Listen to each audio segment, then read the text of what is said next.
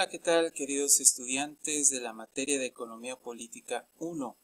El día de hoy vamos a hablar acerca de un tema muy interesante que nos debe de apasionar más que nada porque nosotros estamos estudiando bajo el paradigma del materialismo histórico dialéctico y el tema que vamos a tratar el día de hoy es el de la explotación capitalista. ¿Cómo se da la explotación dentro del sistema capitalista? Bueno, pues lo vamos a averiguar. Forma social determinada, como la forma capitalista de producción. Es decir, el proceso de trabajo a lo largo de la historia se ha llevado a cabo de diferentes formas, de la forma esclavista, la forma servil o feudal y la forma capitalista.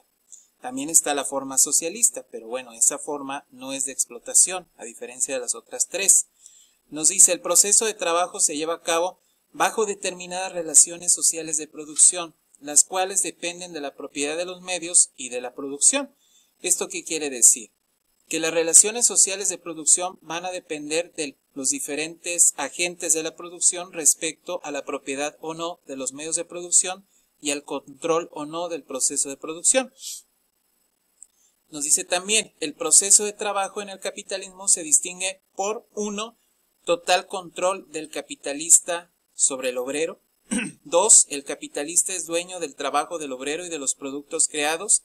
Y 3. Es abrumadora y tediosa. ¿Qué quiere decir estos aspectos que nos menciona Nikitin? Bueno, en primer lugar, y desgraciadamente, el capitalista se podría decir que es dueño del obrero. Esto suena muy parecido al esclavismo, pero acuérdense que el sistema salarial fue llamado por Vladimir Lenin como la esclavitud salarial, o el sistema de esclavitud salarial. Cierto, porque quiere decir que el capitalista, como es dueño de los medios de producción, pues puede hacer y deshacer lo que quiera de la vida del obrero. Bueno, hoy en día en el capitalismo hay una pequeña diferencia, porque hoy en día el obrero, si quiere, pues puede irse a trabajar a otra empresa si no le parecen las condiciones de la empresa en donde está. Entonces puede emigrar a otra empresa y trabajar en ella.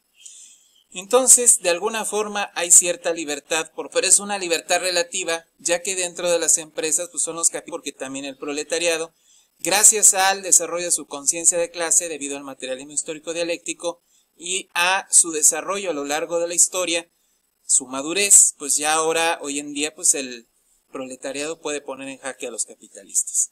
El segundo punto dice, el capitalista es dueño del trabajo y del obrero, del trabajo del obrero y de los productos creados. Esto es verdad. Tan es así que el capitalista nos miente cuando dice y afirma que nos está pagando por nuestro trabajo. No es cierto.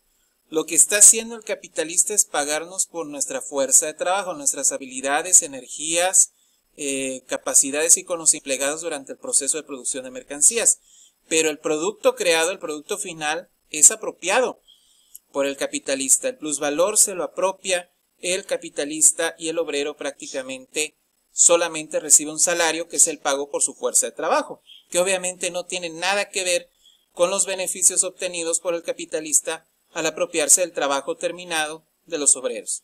Y el tercer punto dice, la carga de trabajo en el capitalismo es abrumadora y tediosa. Principalmente en la época de Marx así era. Hoy en día, gracias a las conquistas laborales del proletariado, no es gracias a la bondad ni al beneplácito de los capitalistas. No, es gracias a las luchas y a las presiones del proletariado que la jornada laboral hoy en día ya no es tan tediosa. Aún así, sigue teniendo elementos de tedio. Es decir, no es que ya haya dejado de ser tediosa, pero digamos que es menos tediosa en comparación con el siglo XIX, que fue la época en la que vivió Carlos Marx. Pues sigue siendo tediosa, pero no tanto como en aquella época. Bueno, vamos a ver. El proceso de crecimiento del valor y la explotación burguesa. Nikitin nos dice, la producción de valores de uso, mercancías en el sistema capitalista, tiene como meta la producción de los trabajadores. Cuando un capitalista emprende un negocio, compra todo lo necesario en el mercado para iniciarlo. ¿Qué es lo que compra el capitalista para emprender un negocio? compra maquinaria, materias primas, combustible y sí, fuerza de trabajo. También la fuerza de trabajo es una mercancía que adquiere el capitalista para poder emprender un negocio. En la fábrica comienza la producción de valores de uso de mercancías. Se encienden las máquinas, los obreros trabajan, se quema el combustible y se convierten las materias primas en mercancías. Una vez que las mercancías están listas, el capitalista las vende en el mercado para reinvertir el dinero obtenido en la compra de nuevas materias primas, maquinaria, mano de obra, etc.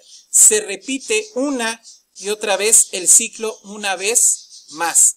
Entonces, en el sistema capitalista este ciclo se tiene que ir repitiendo, se tiene que ir reproduciendo para de esta manera mantener estas relaciones sociales de explotación dentro del sistema capitalista. Obviamente, como bien lo dice Louis Althusser, filósofo francés, no se puede lograr nada más a través del sistema salarial o de la escuela como sistema de adoctrinamiento, sino que se necesitan de otros aparatos ideológicos del Estado para lograr, y también aparatos represores del Estado, para lograr mantener estas relaciones sociales de producción y seguir renovando el ciclo de la explotación burguesa. Así es como funciona, ¿no?, dentro del sistema capitalista. Ahora, vamos a ver cómo en sí se da la explotación en el sistema capitalista. Aquí tenemos un ejemplo. Dice, ¿qué valor tiene la mercancía fabricada? Dice, el plusvalor en las mercancías. Vamos a suponer que un empresario quiere confeccionar 500 trajes, ¿sí? Para poderlo hacer, pues va a tener que comprar ciertas materias primas. Por ejemplo, tiene que comprar paño. Supongamos que compró $45,000, ¿no? Es el valor que viene en el libro de Nikitin. También compró materiales accesorios, $15,000. Y también tiene que pagar el mantenimiento de las máquinas. Supongamos que gasta $5,000. Ahora, para comprar fuerza de trabajo, el capitalista gasta $2,500. ¿Esto qué quiere decir? Que este gasto es el gasto de pago de salarios, es decir, el pago de la fuerza de trabajo, aunque el capitalista insista que lo que nos paga es el trabajo, cosa que es mentira, ¿no? Ya sabemos por qué. Entonces, en total, el capitalista lo que hace es gastar $67,500 en confección de 500 trajes. Sin embargo, al vender estos trajes se da cuenta que lo único que hace pues es recuperar la inversión inicial. ¿Qué es lo que tiene que hacer para obtener un plusvalor acumulando mayor riqueza? Bueno, lo que tiene que hacer el capitalista entonces es duplicar la producción. Al duplicar la producción, en lugar de 500 vamos a suponer que va a producir 1,000 trajes. Ahora el valor del paño no van a ser 45,000 sino 90,000, es decir, se duplicó.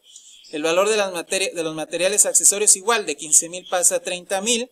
El valor del desgaste de las máquinas, del mantenimiento igual, de 5,000 pasa a 10,000. Y el valor de la fuerza de trabajo, ¿qué creen? Ahí está el truco, ahí está la trampa. El valor de la fuerza de trabajo sigue siendo $2,500. ¿Cómo? Cuando empezó confeccionando solamente 500 trajes. ¿Qué quiere decir? Que todos los demás aspectos de la inversión para poder emprender un negocio, en este caso la producción de trajes, incrementó al doble porque quiso producir de 500 a 1,000 trajes, ¿no? Para obtener un plusvalor. Pero resulta que la fuerza de trabajo la sigue pagando igual, $2,500 a los trabajadores. No incrementó, se quedó exactamente igual.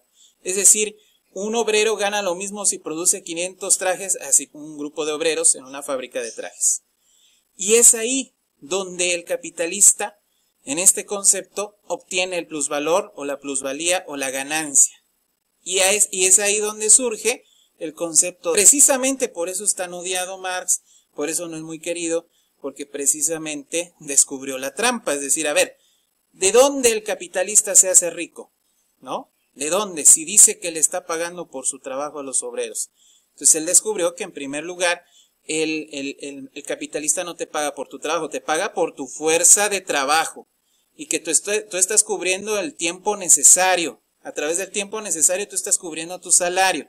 Pero en el extraordinario o adicional, en ese tiempo extraordinario adicional es donde el capitalista te arrebata la plusvalía, el plusvalor, digamos, el excedente económico, el cual es parte de su ganancia, y prácticamente pues a ti nada más te está dejando tu salario, ¿no? Y ya vimos cómo el salario no incrementa, aunque sí incrementa la producción, ¿sí? Y es a partir de ahí, de este concepto, de donde obtiene su ganancia. Si se dan cuenta, ahí es donde está, se podría decir, la trampa que descubrió Marx y que obviamente pues a los capitalistas no les gustó, el tiempo de trabajo adicional. Dice, en la empresa capitalista la jornada de trabajo se divide en tiempo de trabajo necesario y tiempo de trabajo adicional. Dice, el tiempo de trabajo necesario es el que necesita el obrero para reproducir el valor de su fuerza de trabajo en forma de salario, el cual debe cubrir sus necesidades, supuestamente. Y el tiempo de trabajo adicional o plus trabajo es el que se necesita para producir el plusvalor o plusvalía, la cual se queda en manos del capitalista, ¿no? Incluso hoy en día se han hecho cálculos y se dice que ya en menos de 10 minutos, algunos dicen que 7 minutos, el obrero ya cubre su salario. Ese es el tiempo de trabajo necesario. Resto de las horas. Pues esas horas prácticamente el obrero las está trabajando gratis, ¿sí? Ese es el fenómeno que se da dentro del sistema capitalista. Las trabaja gratis para el capitalista y está siendo explotado y prácticamente exprimido hasta las últimas consecuencias. Pues bien, este tema, si se dan cuenta, es toral, es importante dentro de la teoría marxista y podría decirse que es el alma de esa teoría y es realmente un tema controvertido, ¿no? Bueno, se los dejo de tarea que lo reflexionen y nos vemos en la siguiente clase. Adiós.